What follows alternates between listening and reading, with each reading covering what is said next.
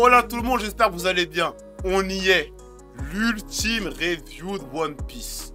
L'ultime review de One Piece. Là, on est au dernier épisode, donc on va parler de l'épisode 8, le grand final. On va parler de ce que j'en pense, des points que je peux relever, de cette fin. Comment est cette fin? Est-ce que c'est une fin qui nous laisse sur notre fin, sans mauvais jeu de mots? Ou est-ce que c'est une fin qui nous donne pas envie de voir la suite?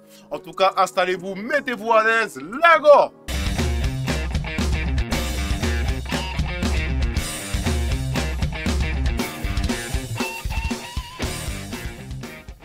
L'épisode précédent, on finissait sur la scarification de Nami. Donc j'ai trouvé ça trop logique. Qui commence sur un flashback sur comment elle s'est fait ce tatouage-là. Et effectivement, c'est vraiment plutôt bien réalisé. C'est vraiment plutôt bien fait. Et j'ai vraiment aimé cette introduction parce que ça prend vraiment sens avec la suite. Et surtout, ce qui s'est passé précédemment, c'est vraiment fou. On comprend mieux les motivations en fait de Nami aussi à travers ceci, parce qu'on voit comment elle a souffert. On voit en fait toutes ces choses-là. Donc effectivement, je trouve que c'est plutôt une très bonne chose d'avoir commencé comme ça. Et c'est très subtil, je trouve. Au lieu de dire, ouais, t'as vu, il s'est passé ci. Non, on te parle pas, on te montre. Et je trouve que ça a beaucoup plus d'impact. Comme on dit, une image vaut mieux que 1000 mots. Donc j'ai vraiment trouvé ça stylé. Les Mugiwara arrivent à Kokoyashi dévastés. Les habitants, alors ça j'ai bien aimé leur rédemption. Parce que du coup Nijiko a dit ce qui s'était passé. Donc du coup il y a eu la rédemption des habitants et qui sont prêts aujourd'hui à se battre. Alors qu'ils avaient complètement laissé tomber.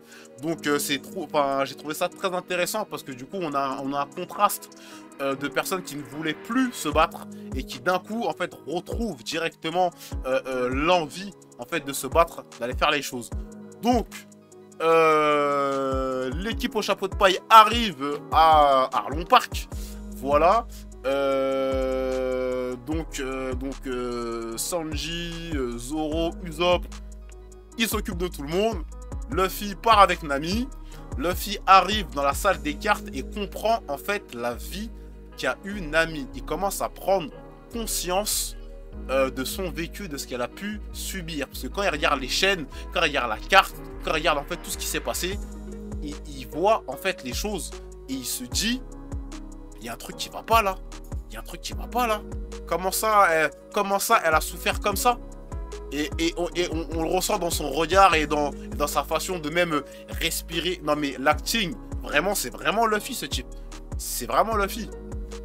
Après, on a le combat Sanji. Donc, Sanji, je trouve très classe. Mais c'est pas épique, en fait. J'ai pas trouvé ça épique de fou malade. Et c'est vraiment dommage. C'est vraiment très dommage. Donc, il a des moves stylés. Il n'y a rien à dire. Il a des moves grave stylés, des trucs grave stylés. Mais ce petit côté chorégraphie, plus le côté câble, c'est un problème. C'est un problème. Je trouve que c'est un problème. Après, c'est mon avis. Hein, mais je trouve que c'est un problème. Je pense que faut trouver une solution parce que ça peut être hyper stylé, mais cette chose-là, moi, me dérange. Effectivement, il faudrait qu'il puisse trouver une solution par rapport à ça parce que c'est pas encore ça à mon goût en tout cas. Il y a la confrontation entre Nami, Luffy et Arlong quand ils échangent par rapport en fait à leur vision du monde, à leur vision d'aborder les choses, à leur vision et comment eux ils vont faire les choses. Donc j'ai trouvé ça très intéressant parce que comme j'ai dit dans l'épisode précédent et dans tous en fait, One Piece c'est surtout des combats de vision et des combats en fait de perception en fait. Et c'est cette perception qui va créer en fait la guerre ou qui va créer le combat. Donc c'est vraiment intéressant. J'ai vraiment beaucoup aimé. Et surtout en fait Luffy encore une fois revient sur le rêve. Sur Nami elle a un rêve, etc. Donc on a toujours ce même fil conducteur depuis le premier épisode. Luffy est le défenseur des rêves et le défenseur des personnes qui veulent totalement réaliser leurs rêves et qui veulent s'accomplir en fait. Parce que Luffy c'est quelqu'un qui veut s'accomplir et qui est en train de s'accomplir. Et c'est ça en fait. Et c'est ça en fait que Luffy représente. C'est le défenseur des rêves. Donc je trouve ça vraiment incroyable. J'ai vraiment aimé ce petit échange Zoro Sanji, genre, je l'ai eu. Non, mais je l'avais, hein. Non, mais c'est moi, parce que moi, je t'ai sauvé. Comme dans... Franchement, efficace, ça fait pas trop, c'est pas surjoué, c'est pas... Vraiment, je trouvais ça vraiment efficace. Et je trouve que dans cet épisode-là, ils ont tout mis. Ils ont tout mis. La petite ruse d'Usopp avec le ketchup. Voilà, puis après, il lui tire une bille. Trop bien. C'est vraiment le Usopp qu'on connaît. Mais on est un peu plus badass quand même. On est un peu moins peureux, même s'il l'est quand même. Donc effectivement, c'est pas mal. Alors, je parlais des combats. Bah, j'ai trouvé vraiment que le combat Luffy et Arlong était plus dynamique que tout ce qu'on a eu depuis le début. Voilà, donc c'était vraiment pas mal. De même pour le combat Zoro Sanji contre l'autre homme poisson. Franchement, j'ai vraiment kiffé. Et je trouve que là, vraiment, je trouve qu'au niveau des attaques de Sanji, les impacts, là on a senti les impacts. En fait, c'est ça qu'ils devraient faire. Ils font des zooms quand ils tapent. Ça permet de vraiment être dans un bail de le coup, il fait mal. Alors après, il dit le nom de ses attaques, je m'y attendais pas du tout. Collier, épaule, bababa. Je m'y attendais pas, mais en fait, ça fait pas si ridicule que ça. Hein. En fait, ça fait pas si ridicule que ça. Finalement, quand on est dans le délire de One Piece, on se dit, ouais, franchement, limite, ce qu'il aurait fallu, c'était un gros texte. Genre, collier, épaule. Franchement, quitte à faire du manga, écrivez-nous gomme Gatling ou Rafale, même si c'est pas grave. Mais au moins ça pourrait rendre le truc un peu plus stylé, un peu plus... Après, ça fera peut-être trop manga, donc je dis ça, mais... Il faudrait voir ce que ça donne. Mais effectivement, c'est vrai que j'ai trouvé ça stylé. Voilà. Il y a aussi simplement... Il y a aussi... Alors, le Gomme Gatling. Franchement, je l'attendais. Il est trop bien. Il est trop bien, le Gomme Gatling. Le Gatling, il est trop bien. Il l'a vraiment trop bien fait. Et après, on a le Gomme Axe. Stylé, il a détruit tout Arlong Park. Et je trouve ça vraiment trop bien parce qu'il vient, il tape dans les pylônes, il tape dedans et pas. Et franchement, ça faisait même pas trop manga en fait. Alors juste, il était trop joyeux. Parce que dans l'animé, le fil est vénère à ce moment-là. Le fil est vénère à ce moment-là. Donc c'est juste ça, des fois je me dis... c'est dommage. C'est vraiment dommage. Voilà, tout, enfin simplement... Mais j'ai vraiment trouvé ça épique. Et après, il y a la victoire. Il sort des décombres. Nami, tu fais partie de notre équipage. Voilà. C'est vraiment ouf. C'est vraiment trop bien. J'ai vraiment aimé, en fait, toute cette partie-là. Franchement, l'épisode 7 et 8, incroyable. Donc, et la petite musique, trop bien, qui rend le moment un peu épique, solennel. J'ai vraiment kiffé de fou. On a toujours le petit côté charmeur de Sanji après la victoire. Quand il sert tout le monde, Nejico lui dit, ouais, donne-moi la recette. Il lui dit, on va passer un moment tous les deux. Je vais te donner la recette. C'est pas chaud. Donc franchement, j'ai vraiment kiffé. Après, il y a Zoro qui vient. Petit clash, pareil. Il lui dit, t'as trouvé ça bon, hein? Ouais, mais je devais finir mon assiette. Ouais, mais attends, mais regarde ton assiette là, en mode... ton assiette là, il faut... elle est tellement clean qu'on pourrait même pas la laver. Et après, il lui dit... il lui dit quoi? Il lui dit... du style... ouais, mais de toute façon, j'avais pas le choix et tout. Et après, elle lui dit, ouais, mais moi, pour être un vrai homme, j'ai pas besoin d'avoir 3 sabres. Mais que des punchlines de fou. Mais que il se clash. Usopp, à son habitude, grand narrateur. Oui, le capitaine Usopp. Franchement, j'ai vraiment kiffé cette scène, en fait, de victoire qui est digne, en fait, des scènes du manga et du dessin animé avec l'esprit. Vraiment. Voilà. Et là, Garp, il arrive. Le combat, il commence. Mais avant que le combat commence, Garp il dit à Koby, Cadet, arrêtez-moi ce pirate. Il lui dit non, je vais pas le faire, etc. Patati patata, c'est mort, etc. Parce qu'en fait, Garp, comme il est en train de le faire avec Luffy, il est aussi en train de tester Koby. Il teste Koby pour savoir est-ce que si vraiment... par rapport à tout ce qu'ils se sont dit, par rapport à sa vision de la marine, est-ce que vraiment c'est quelqu'un qui va simplement obéir bêtement ou c'est quelqu'un qui aura de la jugeote et qui va réfléchir et qui va prendre conscience des risques et des choses à faire pour pouvoir justement faire le nécessaire et avoir la bonne vision et faire les trucs dans le bon sens. Donc c'est plutôt bien. Après, on a le début du combat. Luffy Garp, bon, c'est pas vraiment un combat, hein, mais ça sert aussi à tester la détermination de Luffy. Et je trouve que les coups de Garp, ils sont archi lourds. Mais en fait, j'avais l'impression, et c'est comme ça que je l'ai vécu, qu'à chaque coup, c'était pour lui dire, il faut que tu assumes les conséquences. Parce que chaque choix que tu vas faire, tous les choix que tu vas faire à partir de maintenant, vont être lourds de conséquences. Et chaque coup qu'il va faire, j'ai l'impression que c'était pour lui dire, prends bien conscience des conséquences.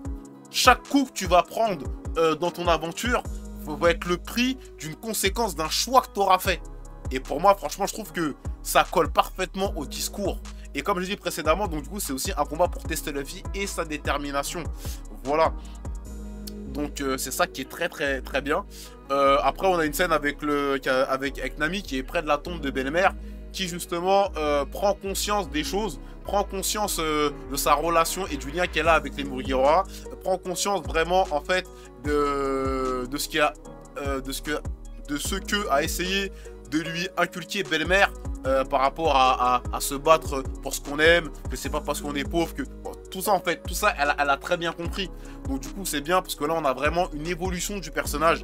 Et c'est ça que j'aime bien dans chaque épisode, c'est que chaque personnage évolue scénaristiquement parlant et apprend quelque chose. Et ça fait que ça en fait un nouveau personnage, donc on va encore redécouvrir ceci. Donc c'est vraiment hyper intéressant. Et j'ai bien aimé quand Kobe apporte la prime à Luffy. En fait, il lui apporte pas pour lui dire ouais t'es un pirate, il lui apporte pour lui dire ou genre ah, je vais te chasser etc nanani ou t'es un danger. Il lui apporte pour lui dire hey, t'as réussi, regarde, tiens ton truc. Et je trouve ça fort en fait. Et c'est illustré par tous les personnages qui voient l'affiche. Donc on a Kaya qui voit l'affiche mais qui remarque surtout Usopp. Donc ça permet de souligner le lien qu'elle a avec Usopp. Il y a Zef qui met Luffy sur son truc d'employé du mois. Il y a Garp qui est limite fier et qui dit hey, elle est pas mal la prime pour un début, hein. Ouais. On reconnaît le lien le lien familial en fait qu'ils ont. Ils ont vraiment un lien ils sont fous ces types là. Ils sont fous, ils s'enjaillent vraiment pour rien du tout. Et surtout en fait maintenant que tout ça est passé, que Garp a totalement confiance en la conviction, la détermination et la façon de penser de Kobe, et j'ai vraiment l'impression que en fait il le félicite et lui pose la question du coup c'est quoi ton objectif. Ils ont des objectifs totalement distincts et ils vont se battre pour ça. On a aussi la scène comme dans le manga et comme dans l'animé de Mihawk qui débarque et qui apporte en fait l'avis de recherche de Luffy à Shanks.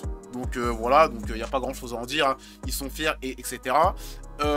Et le nouvel étendard prouve aussi l'évolution. Et en fait j'ai vraiment aimé ça parce que avec l'affiche, avec toute la scène qu'on a eu, enfin toutes les scènes différentes depuis la vie en fait de recherche de Luffy, en fait c'est une évolution.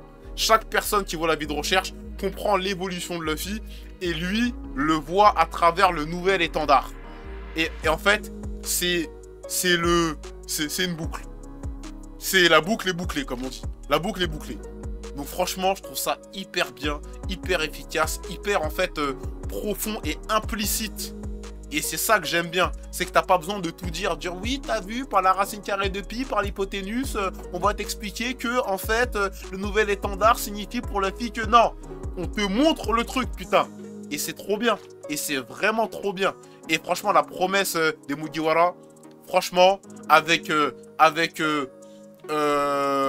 petits et eux maintenant, donc déjà il y a l'évolution de leurs rêves de quand ils étaient petits jusqu'à ce qu'ils arrivent à l'âge actuel, donc ce qu'ils ont réalisé et en plus et après vers quelle direction ils vont se tourner. Et puis après ils ont mis We Are pour finir. Franchement cet épisode 8 il était incroyabilissime. J'ai vraiment kiffé l'adaptation, j'ai vraiment kiffé la réinterprétation, j'ai vraiment kiffé comment ils ont lié en fait ce qu'on connaît de One Piece avec, avec une suspension consentie d'incrédulité pour pouvoir nous faire comprendre et ressentir les choses. Franchement, c'était incroyablissime. Donc voilà mon avis sur la série One Piece en général et mon avis final pour le dernier épisode. Je vais organiser avec d'autres streamers, ce qui est sûr, une soirée ou une journée, je ne sais pas, débrief sur nos différents avis pour pouvoir en fait débriefer avec d'autres personnes et avoir d'autres avis. Donc je prendrai sûrement 2 personnes qui connaissent One Piece et 2-3 personnes qui ne connaissaient pas One Piece pour vraiment se faire un échange assez intéressant. Voilà, en tout cas si t'as kiffé la vidéo, laisse ton meilleur big bad pouce bleu juste en bas. Dis-moi en commentaire de ce que t'as pensé de la série One Piece, de l'épisode 8, de ce que j'ai pu retirer et de ce que je pense. Et surtout donne-moi ton avis complet sur tout ça. En tout cas, comme dit souvent, passionnons-nous les uns les autres. Et la gimmick de fin, je pense que tu la connais. Les gars!